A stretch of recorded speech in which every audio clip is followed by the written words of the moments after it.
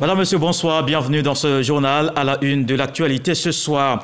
C'est une rencontre pour évoquer les questions liées aux zones transfrontalières. Des concertations d'ailleurs prévues à Korogo en octobre. Le délégué général à la paix et à la sécurité de la commission de l'UMOA chez le Premier ministre Patrick Achi, Paul Robert Tiendré-Béogo, sollicite l'accompagnement du gouvernement ivoirien dans la gestion des ressources naturelles.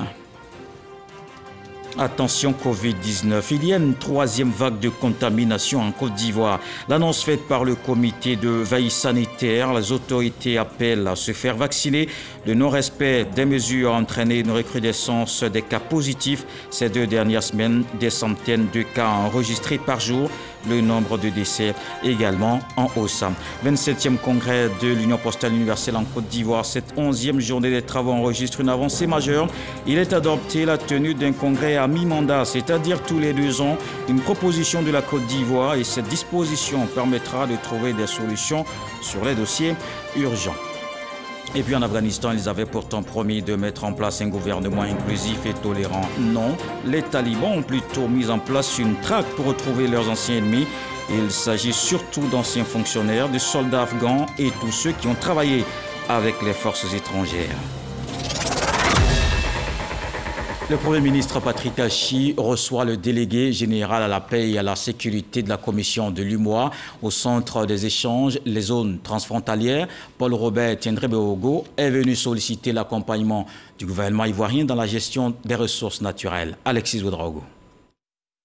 Le délégué général à la paix et à la sécurité de la Commission de l'Union économique et monétaire ouest-africaine était ce vendredi à la primature. Paul Robert Tiendré-Béogo est venu solliciter l'appui du gouvernement ivoirien. Notre mission se situe dans le cadre d'une rencontre que la commission de l'UMOA organise au mois d'octobre à Korogo. Ce sont des concertations transfrontalières et étant donné que nous serons à Korogo, nous avons souhaité venir nous présenter au Premier ministre, lui présenter l'activité qui va consister donc en des échanges autour de la problématique de la gestion des ressources naturelles au niveau des zones frontalières pour que la paix puisse régner au niveau de ces zones-là, pour que nous puissions consacrer nos efforts, nos ressources au développement. Une rencontre de concertation est d'ailleurs prévue en octobre prochain à Korogo autour de la gestion des ressources naturelles au niveau des dites zones transfrontalières. Et l'actualité est également marquée par Ebola détecté en Côte d'Ivoire jeudi dernier. Et la bonne nouvelle, plus aucun nouveau cas positif de maladie enregistré depuis cette date. Mais il y a 49 cas contacts qui ont été retrouvés en Guinée. Le comité de veille sanitaire fait le point dans ce reportage de Salima Toudia. Suite à une information diffusée et relayée par les médias internationaux faisant état de 49 cas positifs en Côte d'Ivoire, le ministère de la Santé apporte un démenti. 49 cas contacts identifiés en Guinée. Il s'agit bien donc de la Guinée, puisque ce matin on a fait une réunion avec la Guinée, qui après avoir reçu le rapport d'investigation mené par la Côte d'Ivoire, a commencé à faire des recherches à leur niveau et ils avaient identifié 49 cas contacts au niveau de la famille de la maladie. L'Organisation mondiale de la santé, citée comme source par ces médias, apporte des éclaircissements. Le ministre de la Santé de la Guinée a fait un aperçu, la réponse qui est faite actuellement en Guinée en ce qui concerne ce cas de Ebola. Et quand on dit cas contact, ça ne veut pas dire des cas positifs. Ce sont des cas qui sont proches du patient. C'est la famille, elle a vécu avec cet nombre de personnes qui vont nous permettre justement de les observer pendant un certain temps pour voir s'il n'y a pas de signes. Il a parlé aussi des actions qui sont menées à Zéro Corée. Et sur tous les trajets, il a même donné les itinéraires sur tous les trajets en Guinée. Les actions sont en train d'être prises. Ce qui est rassurant, ce que le ministre de la Santé de la Guinée nous a dit, c'est que la vaccination est en cours dans ces endroits-là. Du côté de la Côte d'Ivoire, 828 cas contacts ont été vaccinés ce jeudi. 65% de ces personnes, à peu près 532, sont des personnels soignants. Les autorités sanitaires ont misé sur la collaboration avec les leaders communautaires et religieux, ce qui a permis de retrouver des cas contacts directs. Ce suivi des cas contacts en utilisant cette stratégie prônée par le ministère de la Santé et de l'Hygiène publique nous a permis de retrouver 6 cas contacts. qui étaient directement avec la patiente dans le cas. 3 à Dieukwé et 3 à San Pedro. Il y a 33 contacts de ces cas contacts. 33 à Dieukwé, nous sommes en train d'affiner ceux de San Pedro. On estime à 30 cas contacts de ces cas contacts feront l'objet donc d'une vaccination. Le suivi des cas contacts se poursuit. On poursuit également la lutte contre un autre virus. Attention, la Covid-19 regagne du terrain. On fait le point de cette journée.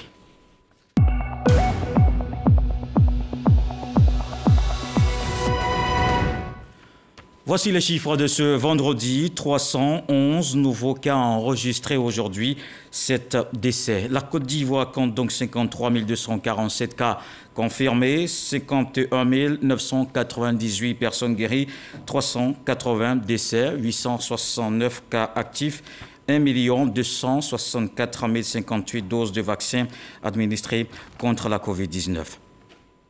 Et le non-respect des mesures a entraîné une recrudescence des cas positifs. Ces 2 dernières semaines, tenez-vous bien, des centaines de cas ont été enregistrés par jour. Le nombre de décès également en hausse. Le comité de veille sanitaire annonce officiellement que le pays fait face à sa 3e vague de contamination de Covid-19. Vous allez les entendre au micro de Salimatou Dia. Les autorités sanitaires insistent sur la vaccination.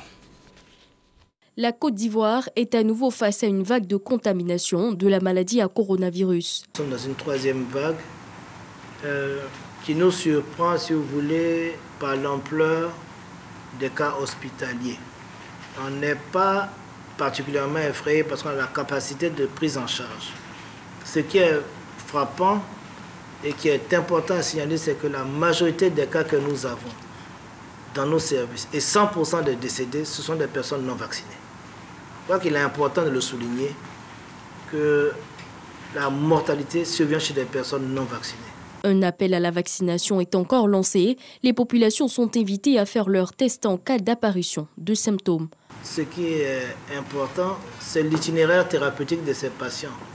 Ils arrivent après 6 ou 7 jours dans les services de prise en charge publics ou privés. Après un parcours de 7 jours, ils ont pensé traiter un paludisme ou une grippe. Nous sommes en train de mettre à la disposition de toutes les structures sanitaires des tests de diagnostic rapides, antigéniques, pour vite identifier la maladie. Ce n'est pas une honte d'être infecté d'avoir une maladie à Covid-19. Il ne faut pas avoir peur d'aller dans les sites de prise en charge. Devant toute fièvre aujourd'hui, dans ce contexte épidémique, il faut faire le... 1 500 000 doses de vaccins Pfizer seront réceptionnées ce vendredi en sol ivoirien. Sur la même question aux Antilles, l'épidémie de coronavirus ne faiblit pas.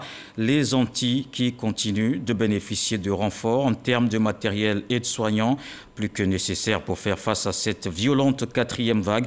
En Guadeloupe, le taux d'incidence était de 2168 pour 100 000 habitants, selon le dernier point de Santé publique France.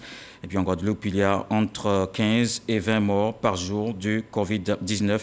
Les 2 hôpitaux principaux sont saturés ou sur le point de l'être. En France, c'est dans un contexte de Covid-19 que se tient le pèlerinage à Lourdes. La ville accueille chaque année plus de 3,5 millions de chrétiens. Certains viennent pour se recueillir dans la prière et d'autres font de la découverte ou tout simplement du business. Depuis 2 ans, du fait de la crise sanitaire, les commerces et autres activités autour ont pris un coup. Ce n'est plus la même affluence. La Covid-19 a laissé des traces. Baisse du chiffre d'affaires au niveau des commerces et du sanctuaire, ce qui n'est pas du goût des opérateurs économiques. C'est un reportage de nos envoyés spéciaux, Sephora Zegui et Sam Kona. Chapelet, statuette à l'effigie de la Vierge Marie, crucifix, médaille, boule de neige, tasse à l'effigie de Lourdes. À Lourdes, depuis 1911, les produits dérivés jalonnent l'arrivée au sanctuaire. Un business qui était juteux pour la centaine de commerçants de la cité mariale avant l'arrivée de la Covid-19. Lourdes reçoit en moyenne 3 millions de pèlerins chaque année. Les acheteurs potentiels de gadgets qui se font désormais rares dans les rues de cette petite ville de France.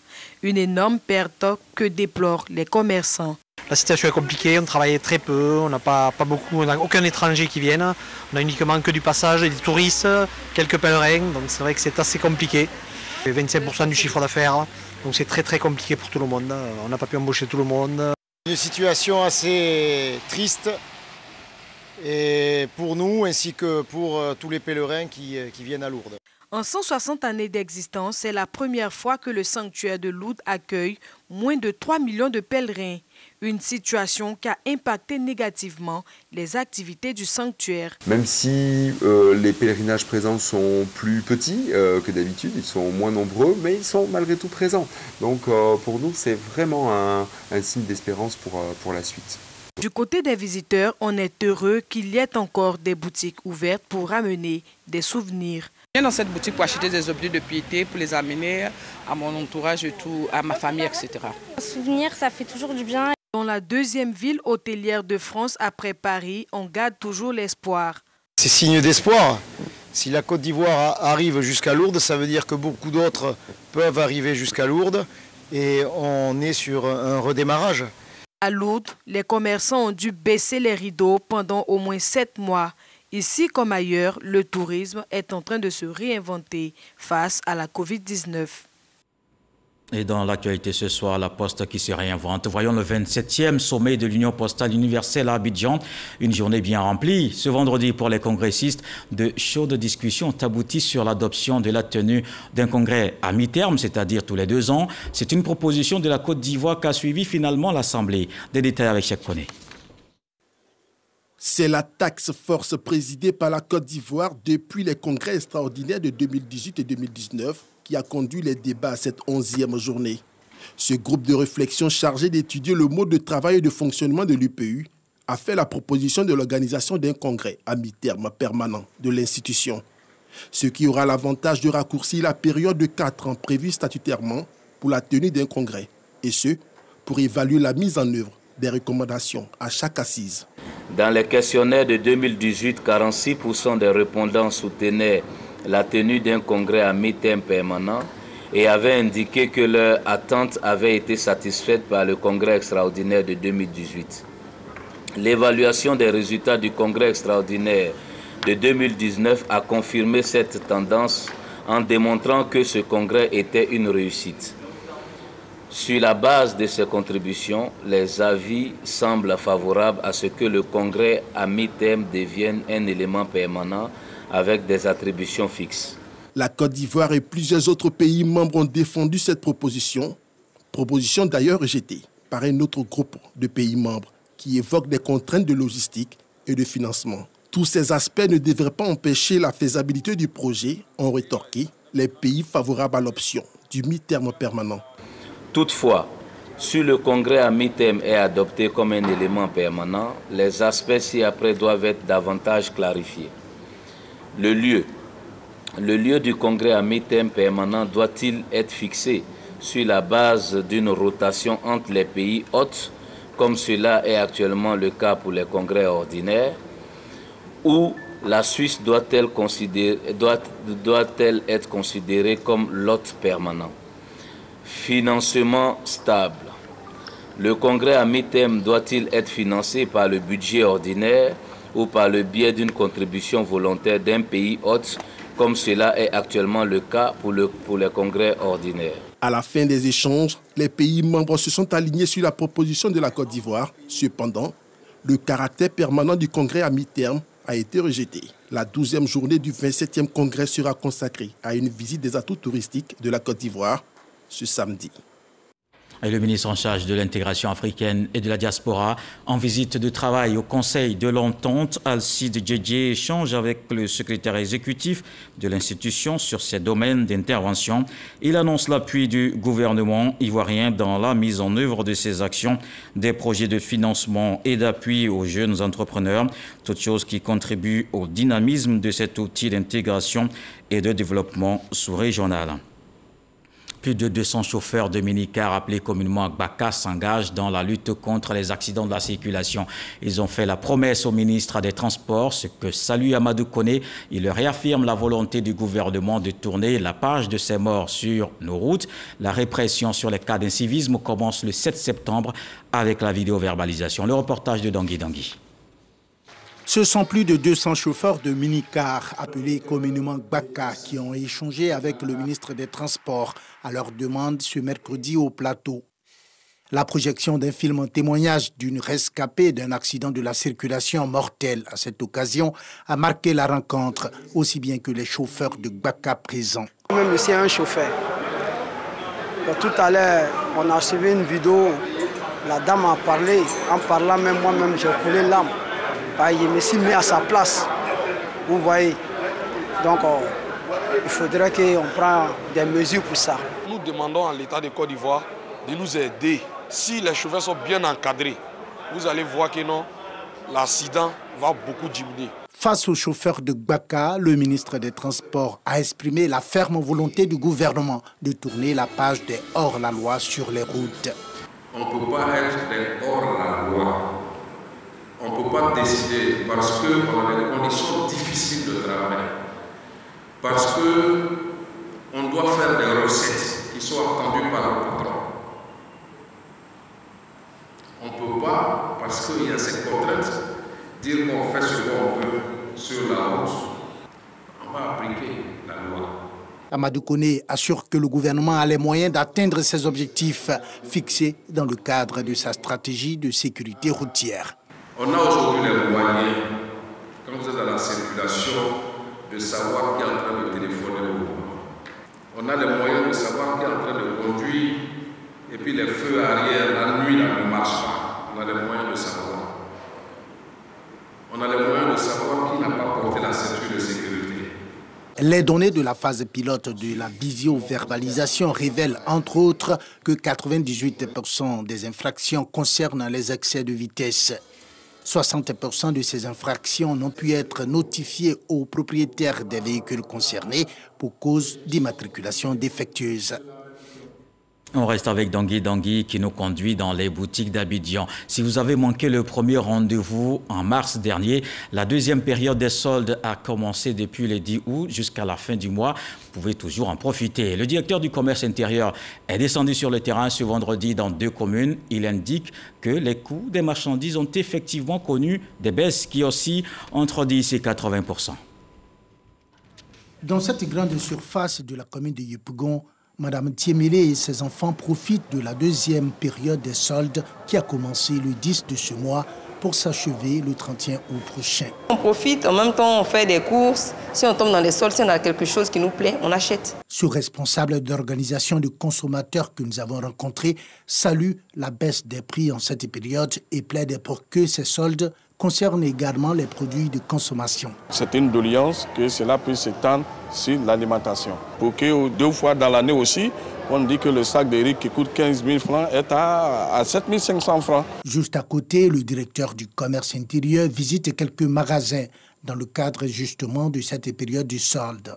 Après Yopougon, la délégation de la direction du commerce intérieur, conduite par Aimé Cablan-Coisan, s'est rendue dans une autre grande surface de la commune de Marcory, où il a donné les enjeux de cette tournée sur le terrain. Nous invitons l'ensemble des consommateurs ivoiriens à profiter de cette période où vous avez noté avec nous l'ensemble des points de vente que nous avons visités qui offrent des articles de toutes les bourses.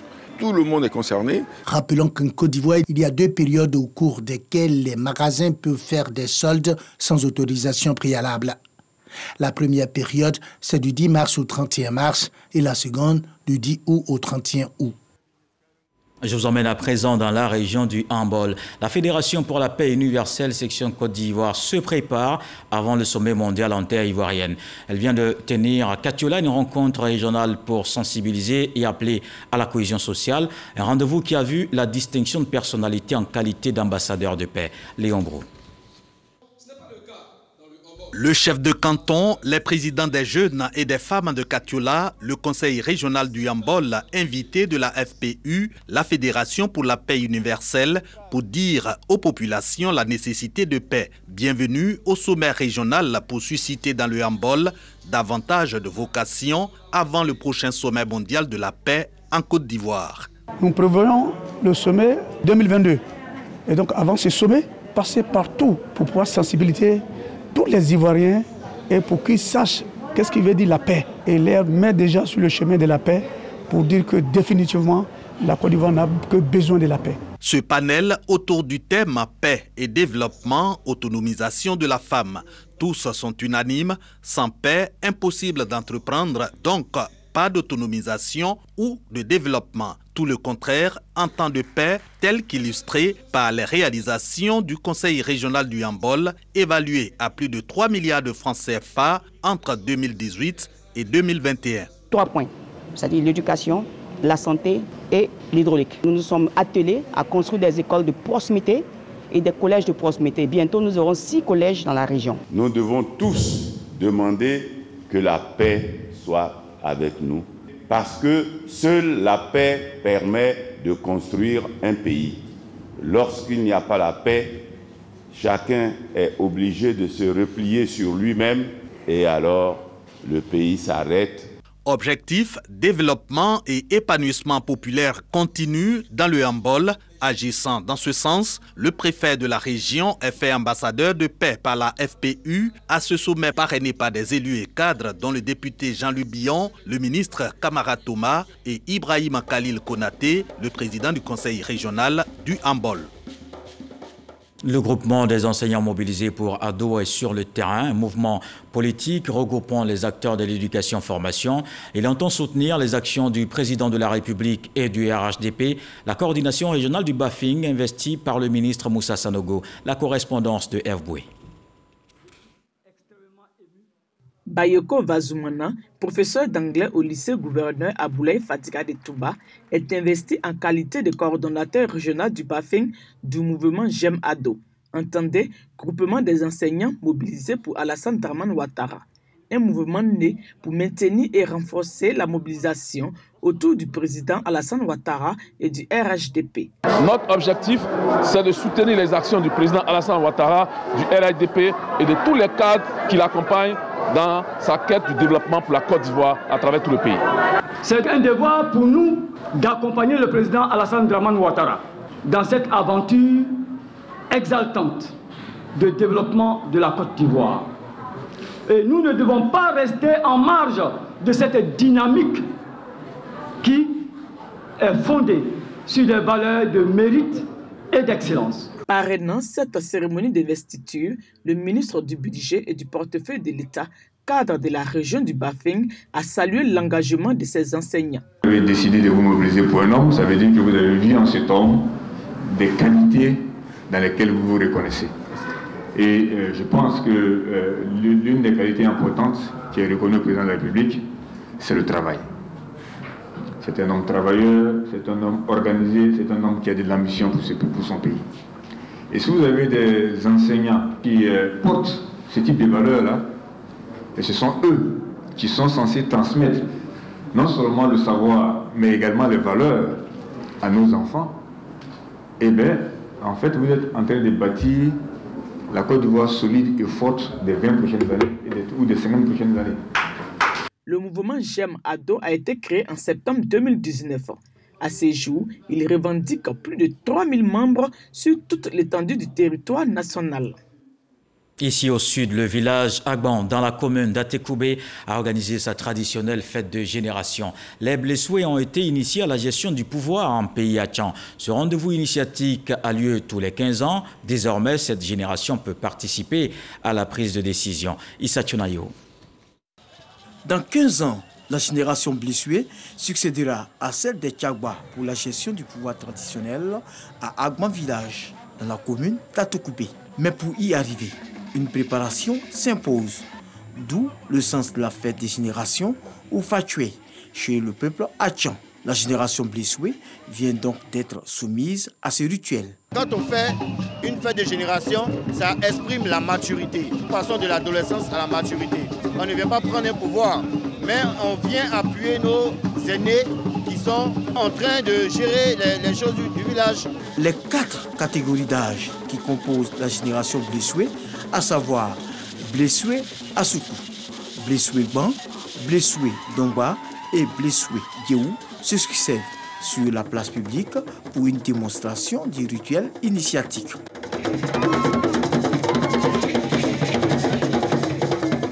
La fête du Fatoué 2021 est l'occasion pour le doyen des ACO, de la génération Blissoué, le ministre Tchagba Laurent dégrine quelques doléances des populations. Les parents demandent que vous soyez notre porte-parole auprès du haut parrain, afin que le gouvernement puisse nous octroyer 200 hectares à lotir pour faire l'extension du village. Aussi, avec l'accroissement rapide de la population, nous souhaitons que le centre de santé du village soit transformé en hôpital général et que vous nous aidez à l'enrôlement des populations afin qu'elles puissent bénéficier de la couverture maladie universelle. En retour, le ministre-gouverneur représentant le président de la République, Alassane Ouattara, assure la population. Pour l'extension du village d'Abidjan-Agban, qui déjà avec cette génération de blessés comprend plus de 3500 à 4000 jeunes, les négociations sont très avancées parce que ces négociations ont commencé avec la chefferie d'Oubo et va s'achever avec la génération Tchagba. Robert Begremambé invite les jeunes blessés à être des acteurs de paix, de cohésion et de développement. Et avec Issa Tionayo, allons cette fois au nord du pays. Papara, dans le département de Tengrela, était aussi en fait des journées socio-culturelles tenues dans la localité. Le député de Korogo commune, Lassina Ouattara, exhorte les populations à la scolarisation de la jeune fille. C'est dans une ambiance de fête que les lampions se sont éteints sur les journées socio-culturelles de Papara, localité située au nord de la Côte d'Ivoire, à une trentaine de kilomètres de Tengrela, région de la Bagoué.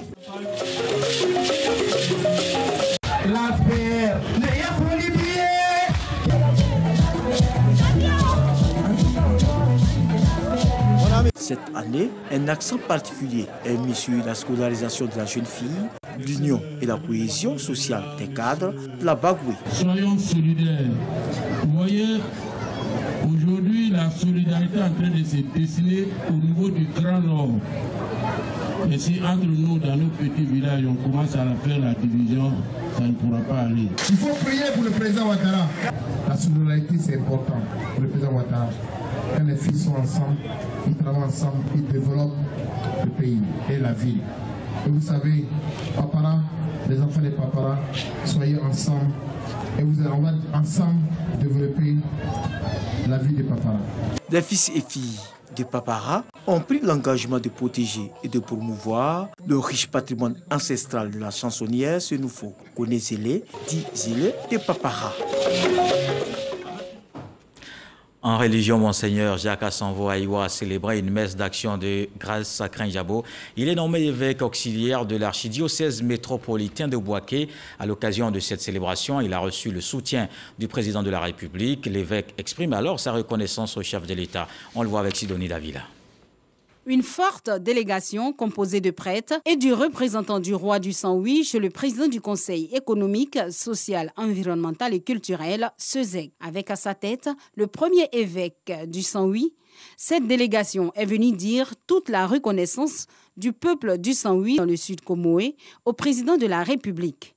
Le président de la région du sud Comoé et Sanvi, fils du Sanvi, qui pilotait toute l'organisation, nous a fait part de l'expression de la générosité du chef de l'État en offrant cette belle voiture pour ma mission, ainsi que les moyens insubstantiels pour accompagner cette même mission dans le Baké et le Ifou.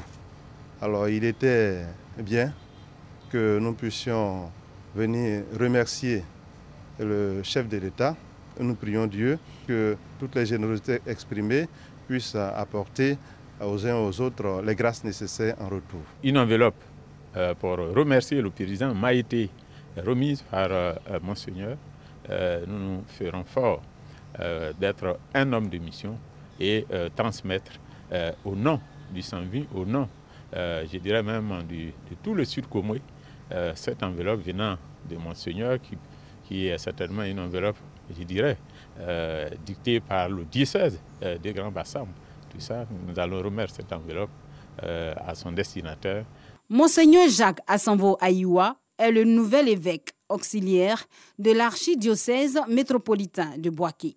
Ancien membre du clergé de Grand Bassam, il a été nommé le 5 mai 2020 par le Saint-Père. En sport, le comité national d'organisation de la CAN 2023 en Côte d'Ivoire multiplie les rencontres. Le COCAN était à Yaoundé, une occasion pour l'équipe d'échanger avec les organisateurs de la Coupe d'Afrique des Nations qui se tient en janvier au Cameroun. Dans le reste de l'actualité, après la prise de pouvoir en Afghanistan, les talibans ont dit vouloir mettre en place un gouvernement inclusif tolérant envers leurs opposants. Ils n'ont aucune intention de se venger, affirmait leur porte-parole. Mais sur place, la situation est bien différente. Selon un rapport de l'ONU, les insurgés ont mis en place une traque pour retrouver leurs anciens ennemis. Il s'agit surtout d'anciens fonctionnaires, de soldats afghans et tous ceux qui ont travaillé ou combattu aux côtés des forces américaines et de l'OTAN. Par ailleurs, l'insécurité alimentaire ne cesse de croître dans le pays. Ce journal est terminé. Merci de l'avoir suivi. Le retour de l'actualité 23h. Ce soir, le sage nous apprend qu'il n'est pas nécessaire de vanter ses compétences agricoles pendant la saison sèche. Dieu le voulant, on se retrouve demain.